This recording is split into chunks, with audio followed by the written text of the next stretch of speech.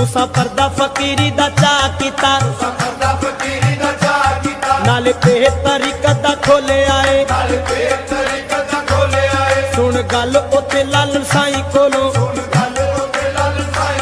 देखो सदरो दीन भी डोले आए। छत रहने नी तेरे दरबार ते, क्योंकि बोल कलंदर ने बोले आए।